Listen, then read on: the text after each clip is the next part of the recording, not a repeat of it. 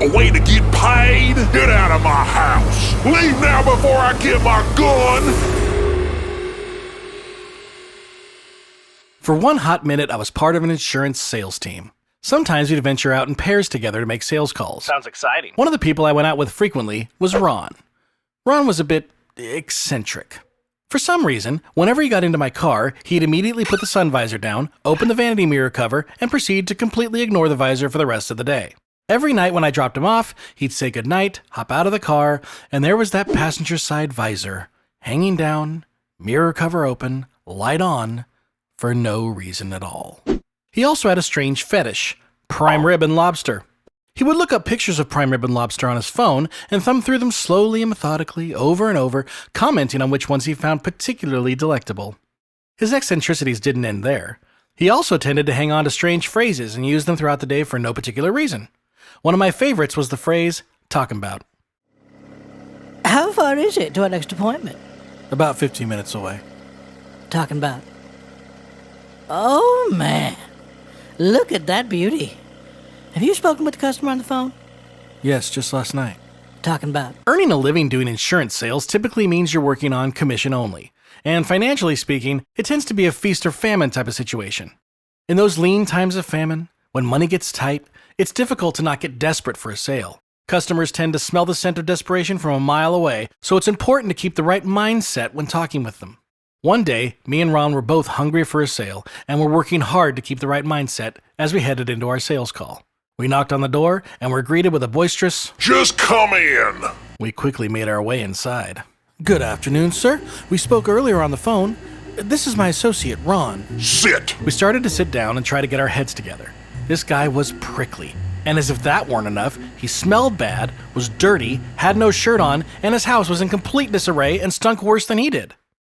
We moved forward, powering through these obstacles, and remained relaxed and friendly as we shared the information he wanted with him. In any sales situation, there comes a time to instruct the customer to buy. Some salespeople call it the ask. Others call it the call to action. But no matter what you call it, a sale cannot be made, Therefore, pay cannot be earned. until you, the salesperson, instruct the customer to buy the product. After a short while, we'd made our pitch and had just finished with the ask.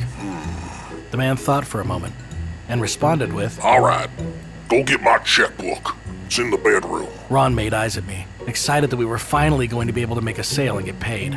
I tried to ignore his look. I didn't want to come across as desperate. He left to go find the checkbook. You know, I almost never purchase things while a salesman is sitting in front of me. But I like you guys, and I trust you. That's saying a lot. Eccentric Ron entered with the checkbook and just couldn't help himself. Talking about. He gave me the look again, starting to show his relief in closing this deal. I continued to ignore him, wishing he'd stop trying to make eyes at me. But it was too late. Hey, wait a minute. What are you making eyes at him for? Are you boys trying to pull one over on me? No, sir. We're just so happy you're doing the right thing here. The right thing? I do what I want, boy. And I saw you make eyes at him. No, sir. Something's going on here. Maybe I was wrong to trust you swindlers. I could feel the vibe in the room growing more intense and decided to try and mitigate the damage. Sir, I'll level with you. It's been a long time since either of us made a sale, and we make our living based on whether or not customers buy the product we're selling. He was making eyes at me, but not for the reason you think. He's just relieved to finally get paid. Is that all I am to you? A way to get paid? No, I definitely shouldn't trust you boys. This meeting is over. Get out of my house. Sir, you've misunderstood. Leave now before I get my gun. Yes, sir. Thank you for your time, sir. Shut the hell up and just get out. We left quickly, never to return again. All the way home, Ron flipped through his prime rib and lobster pics. Talking about. I dropped him off, closed my passenger side vanity mirror, put up the sun visor, and drove home, having lost yet another sale. And now you know why I was only an insurance salesman for a hot minute. Later, peeps. Man, I was a terrible salesman. Speaking of sales, please hit the like button and subscribe to my channel. I would really appreciate it. Hope you guys are enjoying yourselves. See you next week.